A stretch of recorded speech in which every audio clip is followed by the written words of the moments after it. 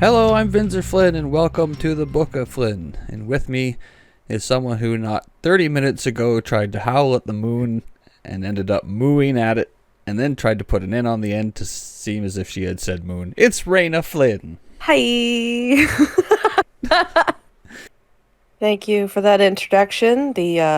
From the guy who sent me into a trance dance frenzy where he was coughing his bag off so much he started dropping the beat. I remember that. You started dancing. I was like, you trying to kill me? I was coughing. I nearly died. Okay, this week we're carrying on with Season 2 of Clone Wars and Buffy. And we're going to start up with Clone Wars, so Reigna, it's your show. Okay, so we have the Season 2, Episode 2 of Clone Wars, Cargo of Doom. Overconfidence is the most dangerous form of carelessness. So, of course, I immediately said, this is an Anakin Gloomwalker episode. And then I'm pleased that my hypothesis turned out to be correct. Although it wasn't just about his overconfidence. I feel like that was kind of felt by everybody through this episode. I also heard this in Cad Bang's voice for some reason, because it sounds like something he would say. I could hear it in his voice. The overconfidence is the most dangerous form of carelessness. And during the recap, when they were talking about Cad Bang, I was like, they said his name wrong, and I almost wrote it down because they didn't say Cad Bang. They said Cad Bane. It doesn't feel easy to say. I'm going to say that like as if it's a normal thing in a group of people, and they're going to be like, what? Right, sorry, I'm not my podcast recording. This one's doing that Clone Wars thing again where it's joining like partway through the fucking episode, because like they definitely skipped over where Bane actually catches the Rhodian Jedi. Yeah, that's true, because I was trying to figure out where we were picking up, but I guess they just didn't want to have to show us that. Sometimes that can make things feel disjointed because then you feel like you missed something, but I kind of see how it's like a war story, right? So it's just should feel like fast and frantic, and something's always going on, and you're always on the run and on the go, and so it kind of makes a good, I don't know, wartime. Like these are the pacing. These are somebody animating reports from that war where they're like, oh, we got this guy's, we got Obi-Wan Kenobi's log, or, well, we can't use any of Yoda's stuff. That's why he hasn't been in it, because we haven't been able to understand what he was saying. You jump right into the action, I guess, is what I mean, because like there's no boring preamble, and that fits with a wartime scenario. Everything should be fast and hard hitting and stuff. I guess that's what I mean. Sometimes it can feel disjointed, but sometimes it feels like, oh, right, here we go. We're just getting right into the next cool war story. Yeah, just going from one to the next, because basically it was just, meanwhile, while Cad Bang is doing his thing out in the universe, Anakin's like taking the super slow elevator up to the level to debrief everybody where a bunch of mumbo jumbos had, and then he gets that ship, and Admiral Cleese, as we come to find out, he doesn't like him. Okay. Honestly, if I was a military commander, I would fucking loathe the Jedi. These guys completely out of touch, spending their soldiers like they're candy. It's just like, I don't know how they didn't rebel against it. I'm starting to understand why this admiral went to the Empire so smoothly. Right? It's like, wipe out the Jedi, I'm in. Yeah, but if he found out who was at the top of the food chain, I don't think he would have stuck around, because he really doesn't like Anakin. Yeah, that really becomes apparent in this episode. Yeah. Gloomy gets a holo call from a clone trooper while he's on that ship with Admiral Cleese. What's the name of that ship? Is there a name to it? It's the Resolute. Ah, the Resolute.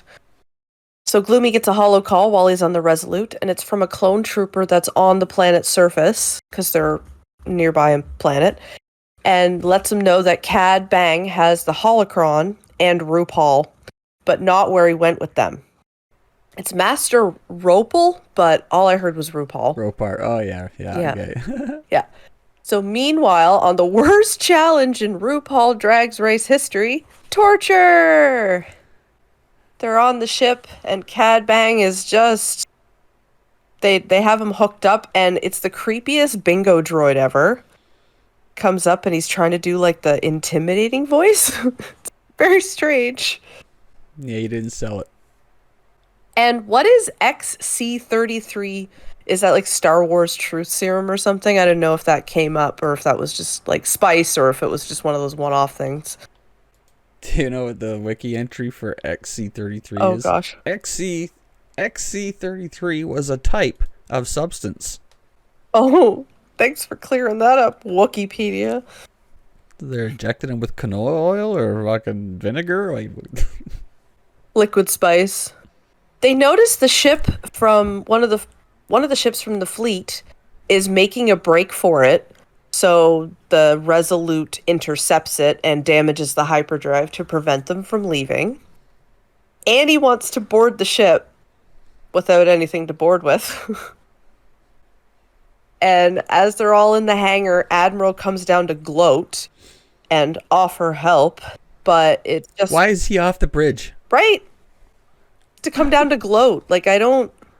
He comes down, and it's just in time to arrive to hear Annie's latest awesome idea to use these terrain walkers to board the frigate.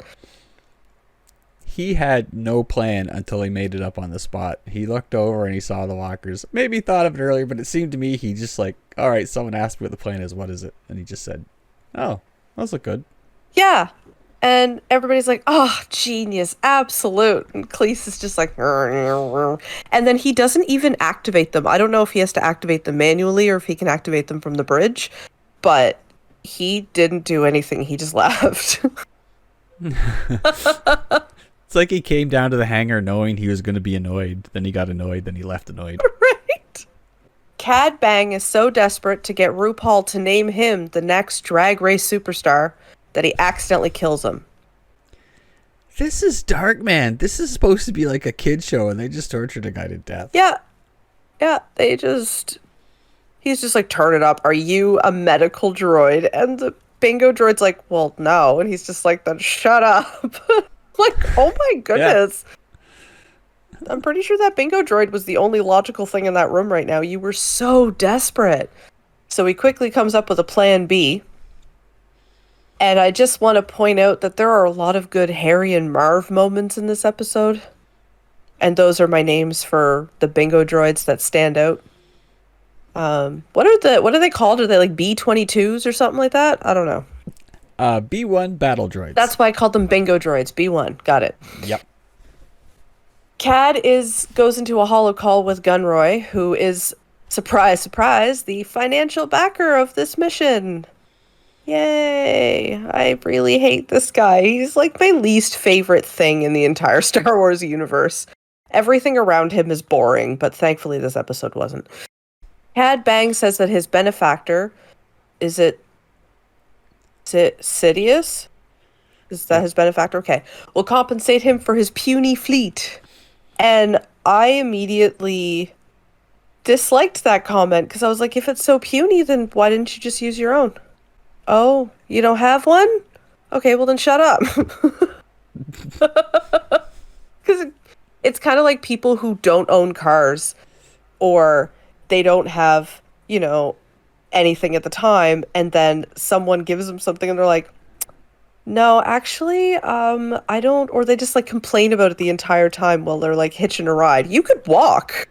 It's like the time that Gunn gave Juice a lift in that shuttle, and then Juice complained the whole time how shitty it was, and then Gunn got him back by running out of gas and crashing. Oh, it was still a spectacular moment to witness. I'm so glad I started playing by that point. Gunroy flips when he's overhearing Cad Bang's plan to just let the Jedi walk in, because that's what Cad Bang's plan is he's gonna trick one of the Jedi into opening the holocron. Like, it's the only thing that makes logical sense. I don't know why they didn't see that coming, to be honest. As the Jedi enter the ship, Cad transfers the ship control to his wristwatch, and he's just like, all right, Harry Marv droids, good luck. And he just pieces as they come in. And Marv droid, this one is lovingly called a Marv droid, and Harry was the commander. The Marv droid goes, I hate this job. Battle droid morale is at an all-time low on this ship. Absolutely.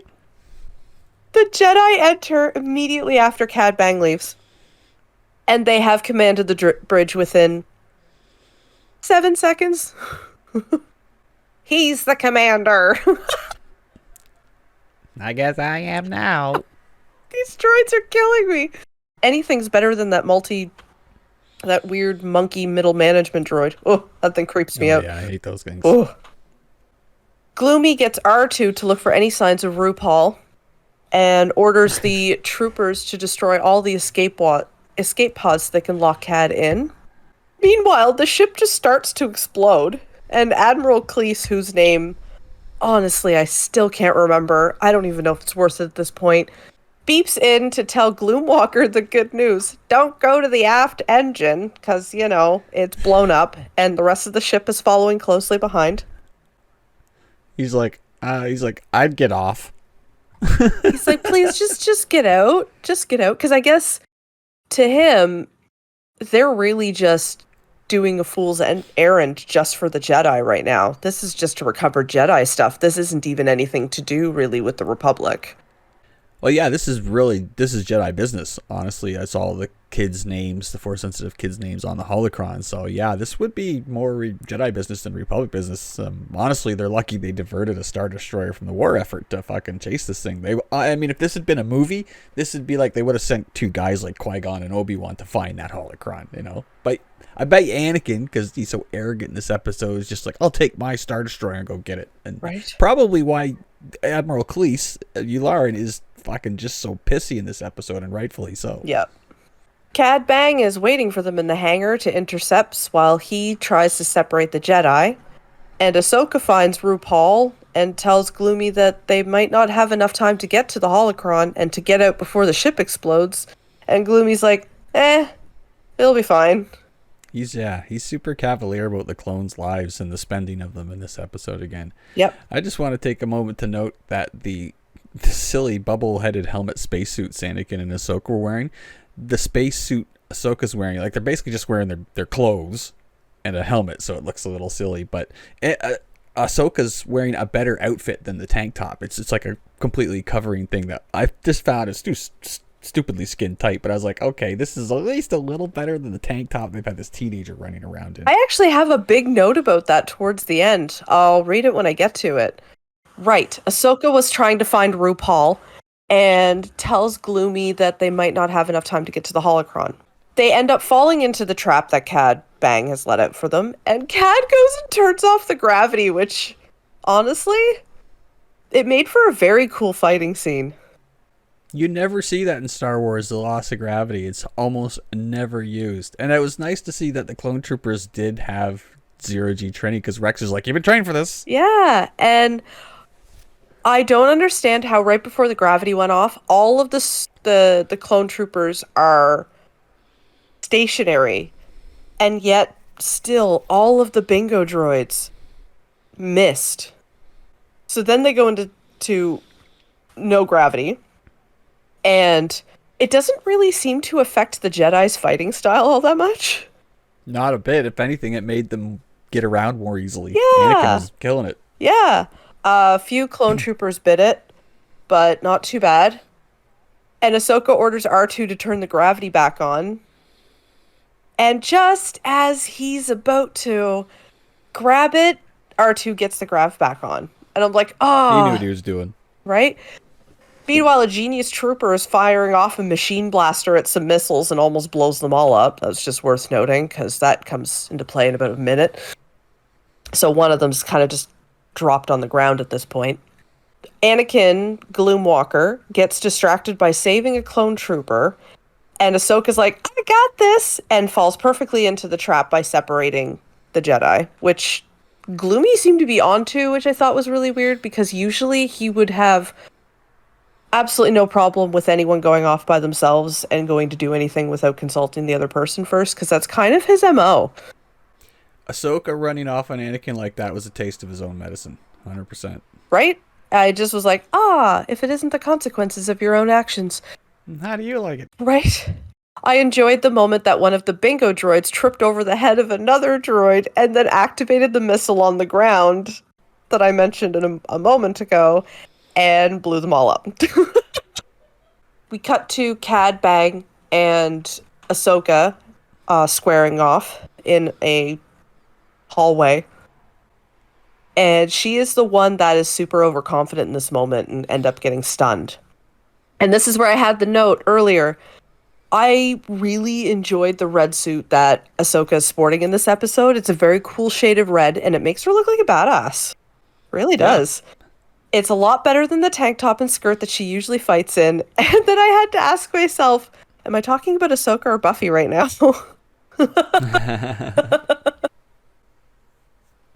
Gloomy forces all the rubble off of him. He's like, ugh, that's it. All of the rubble comes off of him. He's so lucky that he didn't just, like, show a huge section of the ship and just blow everybody out. Just whatever. I thought that was a pretty casual but very potent display of his force powers, because that was a really big, heavy shit on him, and he just brushed it aside. So it reminds you that Vader's a strong guy. Cleese gets word when he's back on the Resolute that the ship is really about to explode because the core is completely exposed and there's nothing to stop this whole chain reaction from just blowing up the entire thing. So he's trying to be like, get out! Get out! Wait, we have a sound bit for this. Pork chop sandwiches! Fuck, we're all dead! Get the fuck out! Seriously, that's the second big thing that's gone wrong. Like, as soon as he said one of the engines has exploded, I'm like, we gotta go. Right? Because the engines kind of hang out near each other. When one explodes, it kind of increases the odds that the other one will take some structural damage and might actually explode. But meanwhile, the core is exposed, and that, in my world, after just rewatching a bit of Chernobyl with you, doesn't mean good things. So I'm like, get out! Gloomwalker, of course, he's like, I don't have my Padawan or the thing I came for, so JK, talk to you later, and then just ignores the order and continues his pursuit. I get that Cleese is, the eyes from above and he's giving tactical information from his vantage point, but did this scene give you vibes that he was just a grumpy old man yelling to his wife about the kids on his lawn? Yeah, but as the guy who's increasingly getting older and grumpier, I was on his side 100%. Oh, 100%, but that's the energy it was giving me. I was picturing him to be in a recliner or rocking chair, and he's just like, that Gloomwalker's doing it again. Got 12 more clones killed, for fuck's sake. And the moment that they show us where he's like, why did I have to get Skywalker of all things, which Skywalker rocked me for a second, because I was like, Gloomwalker, right, Skywalker. But that this moment happens a lot more than they show us. The fact that they showed us this once means that it's probably happened in almost every other episode at some point. You'd have to think the rank and file clones, I know they're bred to be completely compliant, but they have to be like, this fucking guy, man, he's getting us killed by the dozens. Well, there was the one at the beginning who was on the holo call, and there's a clone trooper who's managing the call, and he's just like, oh, we got some interference. And I'm like, no, man, he just died. You just watched one of your brothers go. His life got interfered with. Yeah, it bugs me. Bugs me a lot. Because they're just like, oh, hello, is this thing still on? Oh, are you dead? That's unfortunate. That Admiral Cleese is like, I miss Plo Kool. It's like, I could have had Kit Fisto, and I got fucking Anakin.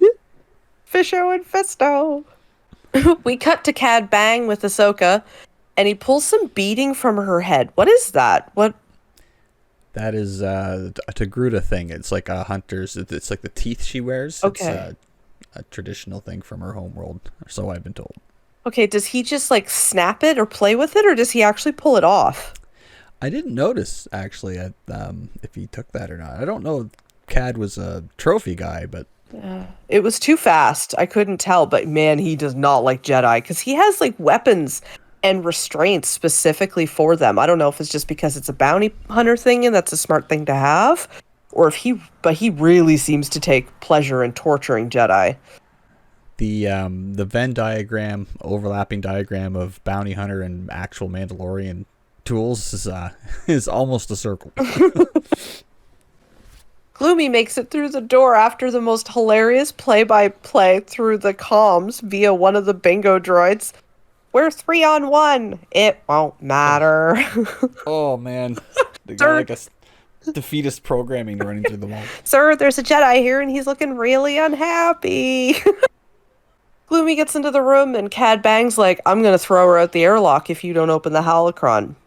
And we cut over to them trying to get back to the shuttle. The clone troopers are trying to get back to the shuttle. And they've got weird big red eye droid things fighting them.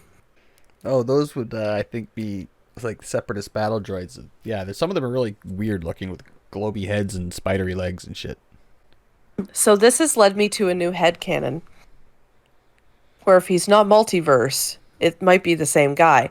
You remember in Toy Story where there's that next door neighbor that was torturing its dolls? Oh, Sid. Yeah. So Sid has a baby doll that's on a mechanical spider. And that's what that reminded me of. Because it's like the baby doll with like the messed up face. Just the head is on a mechanical spider. And is it convenient that the leader of this whole underground empire is Darth Sidious? Is this Sid grown up? You're connecting some fandoms there in a way I've never heard of before. It's Toy Story in the Star Wars Wait a minute. universe. His name's Sid. Right? Sidious. Yeah. Oh. Oh my god. Right? So like this is Holy totally shit. Sid Vicious. My face when I realized that was like, oh my goodness. Yeah, so that's my new headcanon. Is that's what Sid went on to do when he grew up, is he just became Darth Sidious. Anyways, that's enough insulting of all of the different fandoms by bringing them all together. Like one of those memes. We have a quick flash of fuel. I only put this in because I was like, is that fuel that was leaking out towards the pile of missiles? I'm assuming. Oh yeah. Okay. Like explosion any moment kind of Yeah, thing. I wasn't sure if that's what that was. I was just like, it's something flammable. Gloomy goes and opens up the holocron, and Cad is like super distracted with his success, and that was a really cool process, by the way. The holocron bit. The deal that Anakin struck here has much larger ramifications. He essentially traded one life for potentially the lives of hundreds or however many kids' names are on that list. And I realize, you're in the moment, you want to save your kid kind of thing. But like, yeah, just the philosophical aspects of that deal he just made. I mean, he probably never figured I'll never let this guy get away with it kind of thing. But Right? But he made his choice. it seemed weird because then immediately afterwards, as soon as Cad Bang was like, had his thing, he immediately was like, he saved her while battling for these. Like, he could have done that. There's absolutely no He hit the reason why airlock anyway. Yeah, and he managed to save her ass. Like, there is absolutely no reason why he had to have done that. He had the upper hand at that point when he first came in. He already had the lightsaber in his hand. I don't know. I just felt that it was a really bad plot issue. Yeah, if he hadn't stopped his forward motion, he probably could have chopped his arms off and still saved Ahsoka even faster. Yep, absolutely. Gloomy gets his lightsaber back again, and because he lost it again, and he attacks, and he saves Ahsoka at the last second, which he could have done anyways, as we just discussed. Cad is already gone, and he literally jetpacks out of there. Reports the mission success to Viceroy. Name is Vice Newt Gun? Oh, Viceroy's his title, Right. Newt Gunray. Okay. Although you called him Gunroy earlier, and I kind of like that. Gunroy. Yeah, I didn't know what his actual name was. That's just what I could make out because I had realized in this, Bang has a bit of an accent. Does he? Yeah, he had a really faint one on some of his words. I noticed it. It was very interesting. And he goes, the mission's a success as long as he can get off this ship. Where that led me to believe that Cad Bang is just multiverse Hannibal Smith. I have a plan for my own escape. And I love it when a plan comes together. Cleese is like, well, actually, the trooper at this point, trooper radios in and go, hey, there's a reactor about to blow, so let's get out of here. And Gloomy is so fixated on fixing his mistakes that he just ignores everything. And he's like, nope, I'm going to go after Cad Bang and you guys can just wait here. And Ahsoka's like, no, that's it. Give it up. And it was hilarious because she actually repeated Obi-Wan Kenobi's like favorite phrase to say to Gloomy, patience. And it's always something that Obi-Wan is saying to him. Again, doesn't give a rat's ass about anybody's lives. No, but he gets patience, and that clicks with him, which makes me think that that's something that has been preached to him a lot while he was a Padawan. And probably something that he says to Ahsoka, practice, do what I say and not as I do kind of thing. But he finally listens to Ahsoka. He actually listens to her once and leaves. I feel like he only did it because he got called out, not because he actually wanted to. You don't think so? I think Anakin was a complete shit in this entire episode. Only at the end does he seem like he kind of realizes, oh, well, maybe I'm the problem, but like... I think that, yeah, I feel like this moment kind of made him open his eyes a little bit, where the fact that his Padawan is preaching to him about patience. Yeah, it was a key moment for sure. Yeah, it definitely was a reality check. It leveled the playing field a bit for them. And I'm surprised that he didn't actually stay and just try to figure out his own way out of it when he saw Cad literally sitting right there in the hangar getting shot. Gets back to the ship and Admiral Cleese shows up to gloat again, leaving the bridge. And he's like, so, did you get your stuff? Did you get the bounty hunter? And Gloomwalker's like, sure didn't. And Cleese is just like, oh, your usual version of success then. I'm just like, I don't like Gloomy, but Cleese, this isn't a good look for you, man. And I have a note that I had somewhere in the episode that I didn't put back into where it made me think of it, but all I have is hashtag friggin' frigate. Friggin' frigate. I think one of the clone troopers was kind of like really angry when they said frigate, or really passionate or something. And I was just like, friggin' frigate. All right, what's the final word on this episode? What did you like it? I like that they finally covered Ahsoka up. I hope that they keep that up, but they probably won't. I like that Gloomy got put in his place by a 12, 13-year-old. And I like that we finally got to see Cleese really be like, show his derision of this guy, because he has to be just over the entire thing. My favorite moment of the episode is where Rex hits his fucking helmet on a girder and he's like, fuck, turn on your night vision. Oh yeah, I forgot about that. That seems like a very un-Rex-like thing to bash his head on something clumsily. But I enjoyed it. Yeah, he was like, frigate! Right? Friggin' frigate! Da, da, da, da, da, da.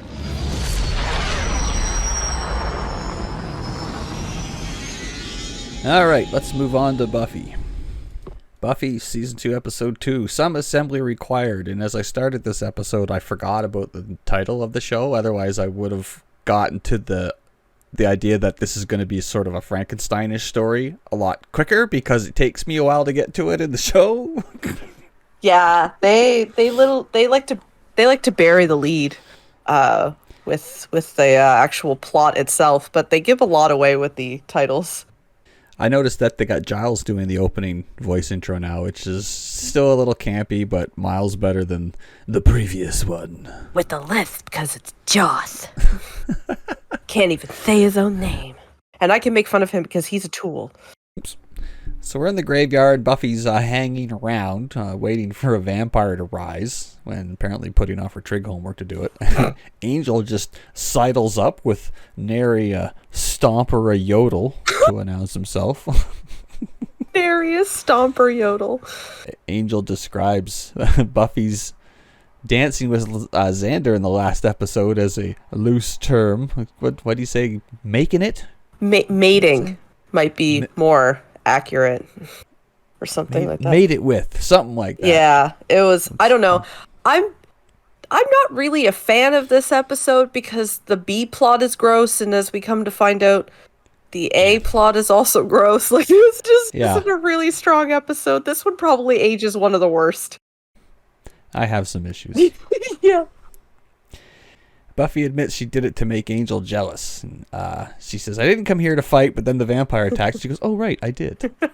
And this vampire comes with his own steak. Oh, man.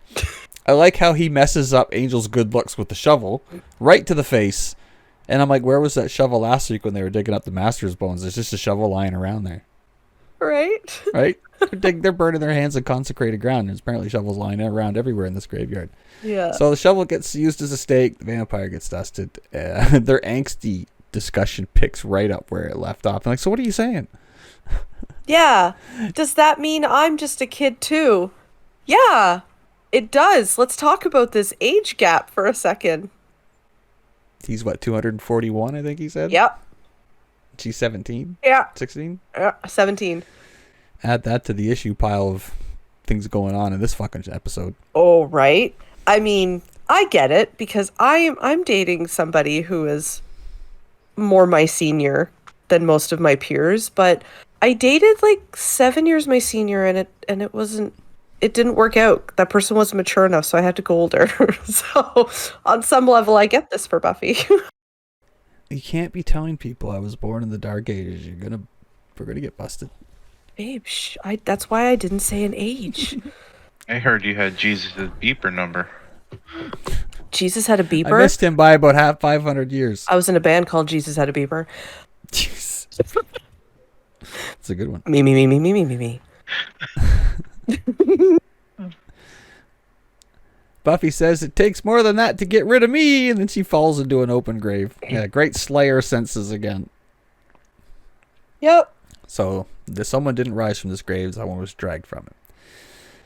So back at the library, Buffy and Xander awkwardly catch Giles rehearsing, asking someone out, and I'm just like, this poor guy. But they give him some tips. They take pity on him. Normalizing anxiety in the 90s for sure.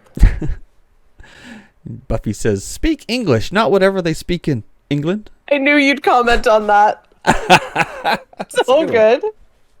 Buffy's quipping is definitely back to normal after the first episode. Oh yeah, she's quick. And also Giles' interest in the body snatchers versus like, oh, how new, how interesting. Yeah, I'm like, Giles has definitely robbed a grave or two in his day. Yeah. Definitely. Yeah. He's a little too anxious there. A little too enthusiastic. Yeah, hold on to that thought. The girl from the grave died recently and was their age, but Xander draws a blank, and I'm like, yeah, you know what, in this town, can you be a lot more specific? Because, like, teenage girls die like every other day in this fucking town. You would think, but apparently not. It's got to be some sort of forgetfulness spell that goes with the Hellmouth, I swear. It's just the energy it puts out. Everybody's too busy praying and not busy remembering. Too busy building churches. At the science fair, Willow's chatting with her rival, but kind of in a not a rivalry way, as Chris, I think. Cordelia doesn't think anyone should have to engage in anything educational in school if they don't want to. And in my high school days, I would quite agree. Not even mandatory science fairs. Let's get the creepy camera guy here, who I absolutely hate. The only note I have for this entire scene is, ugh, this guy. Yeah, greasy. So greasy. Obviously, they're predators and stalkers of some kind, and they're like, what about her? And it's like, oh, she's too alive. And I'm like, oh, jeez. Yep. We're all for bad to worse there. What? Cordelia goes to the library and says, sorry to interrupt your undead play group. She's really thrown in the deep end in this scene because Giles comes down. He's like, oh, well, you know, there's a history of flesh-eating demons. Hi, Cordelia. And then he just keeps going. Like, he doesn't even react to the fact that she's in the library and maybe you shouldn't talk about this in front of somebody who's not in the core group. He did comfort Cordelia when no one else would. He went, they're there. And I really don't think when Cordelia was like, gee, I wish I'd known this sooner, I would have canceled. I don't think she was 100% joking. Because why does she keep coming around? Yeah, she can't help herself. She really could just go to the computer lab and type into Netscape Navigator, is tomato a fruit or a vegetable? And I'm sure she would have gotten her answer. She didn't need to walk into the library knowing that the bat signal was going up. In Buffy's own words. That's true. And asking Willow specifically if it was a tomato or if it was a fruit or vegetable. Just my theory at this point about Cordelia. I try not to take anything that happens in the future in effect when I look at this, but there's something keeping her going back to that library, which is weird. So they're going grave digging tonight, and it sounds like it's going to be a picnic outing. And the way Buffy and Willow are sitting on some poor guy's grave, just having a chat while the guys are digging the graves. This was very picnicky. Oh, this whole scene is so good. They referenced the sexy dance in the last episode again, and Buffy's like, am I ever going to let that down? And Willow, without missing a beat, no.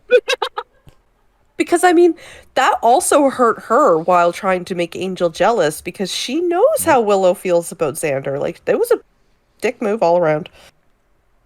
I should mention at this point that they've been talking about Daryl, who died, Cordelia's old boyfriend. That was right? No, they never actually dated. He was too cool for school, and she was a lowly, like, sophomore freshman. Because they're sophomore right now, so she was a lowly freshman, and she was, like, making moon eyes at him. Yeah. Okay, got it. So later on, after cheerleader practice, this scene of Cordelia being stalked in the parking lot, it's like plenty scary, but for all the reasons that aren't like vampires or monsters. Like it is very real. Yeah. Scary situation shit. It's one of those things that's really timeless, because in 2023, that exact scenario strikes just as much fear as it did in 1997. Angel finds her hiding in the dumpster. And then Angel finds out Buffy went to the graveyard without me. He's just sitting around his belfry waiting for his pager to go off. Honestly. Well, also, I take issue with what he's wearing. It looks weird in this episode. It's light. It's very light. He's wearing beige. He's wearing like a beige 90s pantsuit or something. Yeah, it was weird. Everybody kind of was. Like, if you look at the guys, a lot of them were sporting the really light beige jackets and stuff. 90s was a weird time for fashion. I remember it well. I don't remember it at all. Cordelia finds a hand in the trash. It's funny. This is the part that gave me a laugh. It's when they get back to the library. Cordelia is clinging to Angel like my hero. At this point, I'm like, is this still a love triangle or are we a rectangle? I think it's like a love pentagon at this point. Also, can we just talk about how Xander and Giles were the ones that were digging while the superhero was sitting there with the super strength, not doing a sweet thing. And her quote is, "I'm an old-fashioned gal. I was raised to believe that the men dig up the corpses and the women have the babies." That was like a metaphor because Xander was digging holes for himself through this entire episode. Oh, yep. Cordelia's clinging to Angel, and using simple addition of body parts, they realize that whoever's doing this has probably enough to make one body's worth. So we got a really fucked weird science thing on our hand. And if you don't know what weird science is, it's a movie that has a young RDJ with a bra on his head shouting, "I'm shitting in my pants." So you should watch it. Son of a bitch, I'm in. So they quickly narrow the suspect location down to the school. Cordelia, the quote is, "I have to take a bath and burn my clothes." I mean, that's fair. Also, it makes me a little hanky that, like, Angel can do that much quick math. Like, he looks in a dumpster for a quick second and just immediately adds up that he's like, oh, what I have didn't add up to 3 whole girls. Like, did you inventory it? How do you know this? Whatever. He was in there earlier. Getting some scrap. Ooh, free Din-Din. Angel is ensnared in Cordelia's arms and he has to take her home. He looks terrified. We get a look into the house Daryl lived at. His younger brother Chris and his mom's there smoking and watching football replays, and she seems all broken and fucked up. Imagine what that place smells like. Cigarettes and cat piss. Oh. The poor old mom, she's all fucked up over Daryl. She never got over it. So the gang is checking out all the science guys' lockers, which feels really illegal, but I mean, at this point, it seems pretty small time for them. But Giles has covered his ass. Did he? He did. He walked up as he's walking up behind Buffy. He's just like, this is completely unacceptable. I will not allow it. And Buffy's like, all right, your butt's covered. Do you want to grab a locker? And he's like, okay. Oh, I missed that part somehow. I must have been taking a note. That's good. It's so good because he's reprimanding them and he's just like, this is completely unacceptable and I will not stand for it. She's like, feel better? Here, grab a locker. And he's like, oh, okay. So Chris's locker has a pile of incriminating news clippings about dead girls, and medical techs. He basically has everything in there except how to build a zombie for dummies. No, that's in Earl's locker, Eric's locker, whatever that guy's name is. He's listed as creepy camera guy in my notes. Yeah, we'll go with creepy guy. His name's not important. Speaking of which, they're at I have it listed as basement somewhere, but then it's revealed to be the old abandoned science lab later, so they're... Fuck knows where that is on the campus, but whatever. Right? This is where the A-plot also shows the fact that it's gross, and then this whole episode just becomes one where you're like, I need to shower. Yeah. Chris and creepy guy are indeed building a girl, and it looks like the girls are on the shopping list.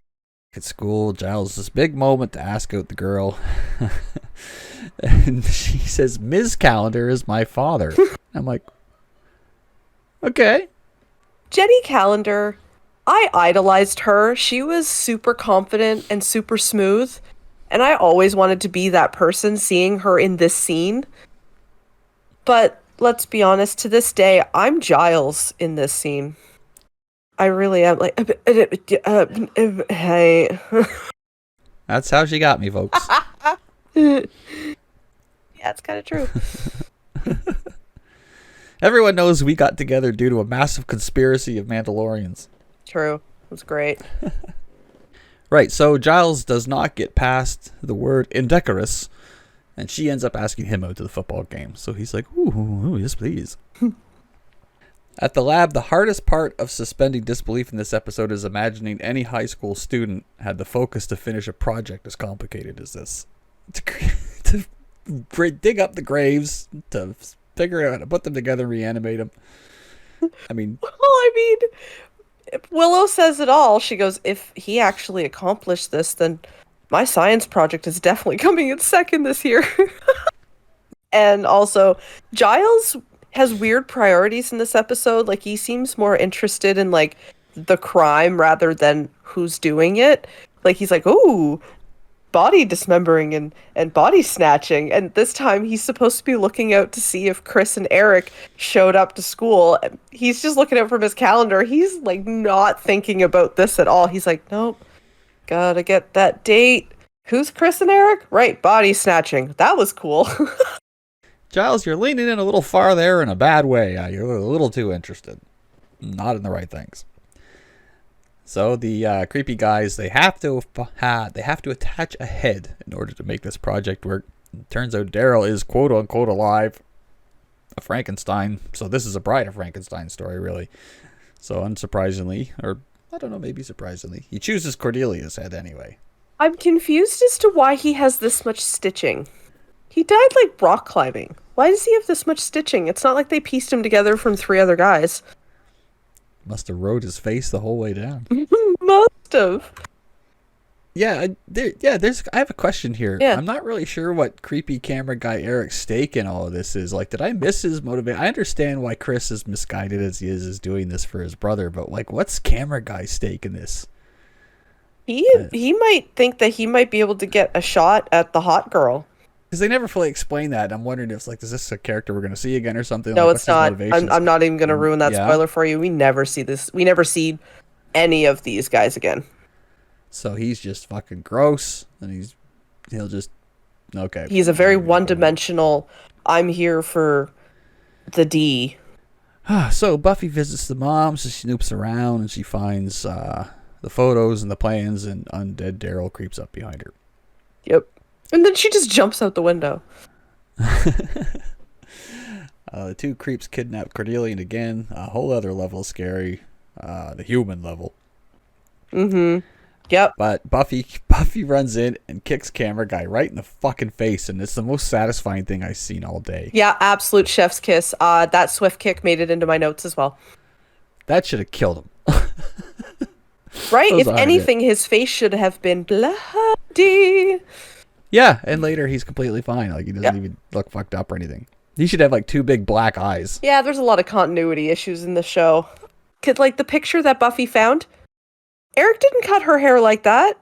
He just did a hack job of Cordelia's head out of that picture and just like hit the top off. And then when you go to see the actual picture that Buffy finds, it's like perfectly cut out around the end of her hair tendrils and up and stuff. And I'm like, that's not right.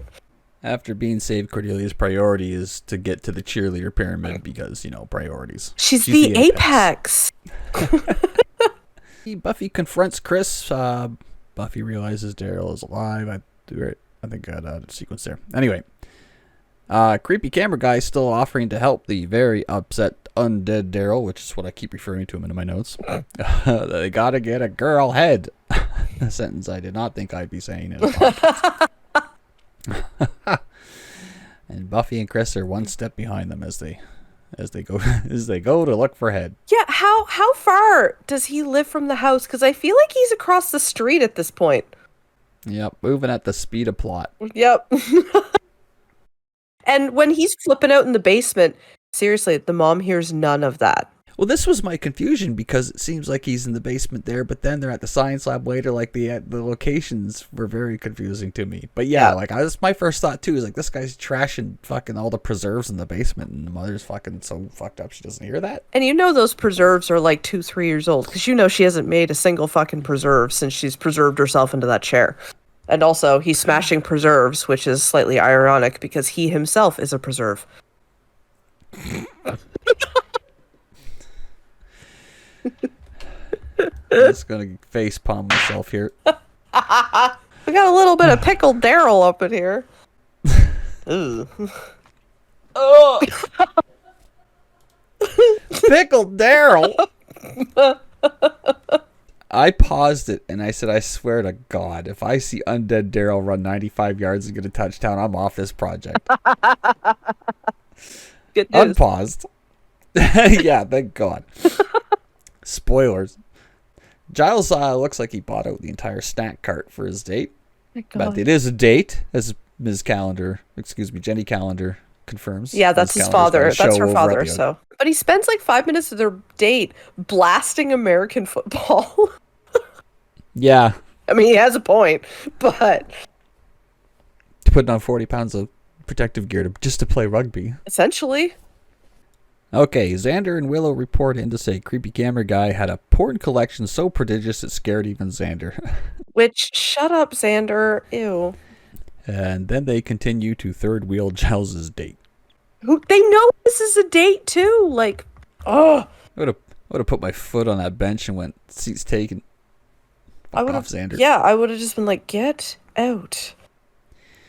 Undead Daryl creeps below the stands, his thoughts on his glory days, and I'm like, don't you dare run out there.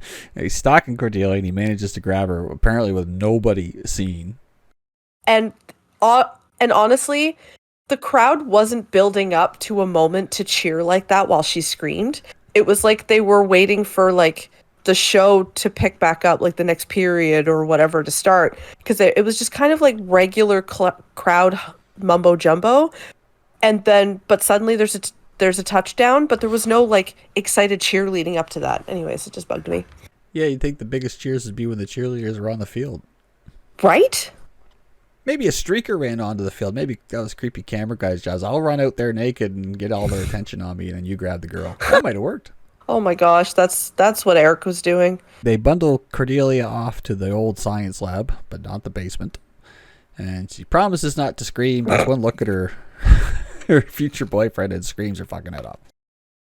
And Buffy arrives just in time to stop Cordelia's head from being taken off with a fucking 90s mail-order Jinsu knife.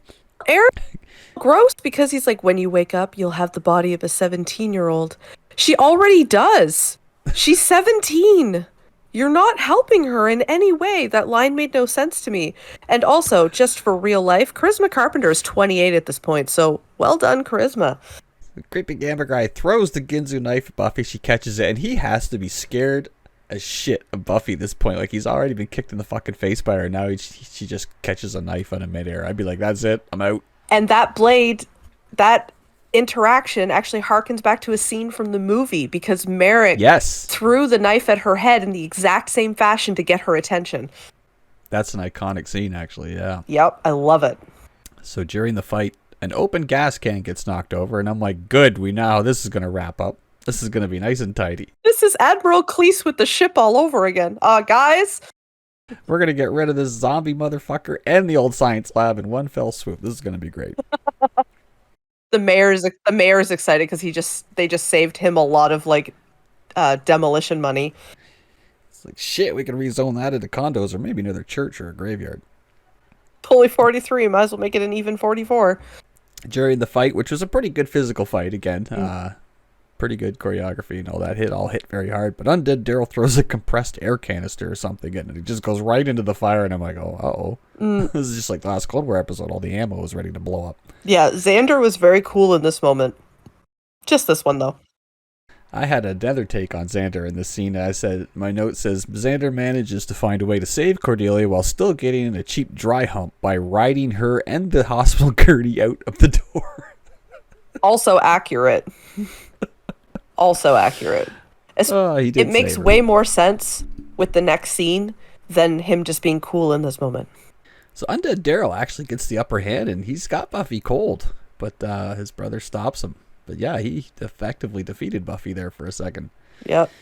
The fire consumes Daryl and the other body parts, and he sort of embraces that. He's like, fuck it. I don't understand why the score of this episode was trying to make you feel bad for Undead Daryl, who was ready to murder and mutilate a girl because so that she'd be also ashamed and hide with him, which also... This show is not aging well in the aspect because it's like demonizing deformity and ableism. So I'm like, this whole episode is just one to be forgotten. Chris could be like exploited by a villain in the future because he has the ability to make monsters. And they do this in the Castlevania show, is they have these guys who can forge monsters, and that's like a powerful ability for a villain to exploit. So I'm wondering if we'll see Chris again in the future. But will it happen anywhere else, or did it become successful on the Hellmouth because it was the Hellmouth? Oh yeah, you know what? Totally. I always forget the Hellmouth, but yeah, that would make sense.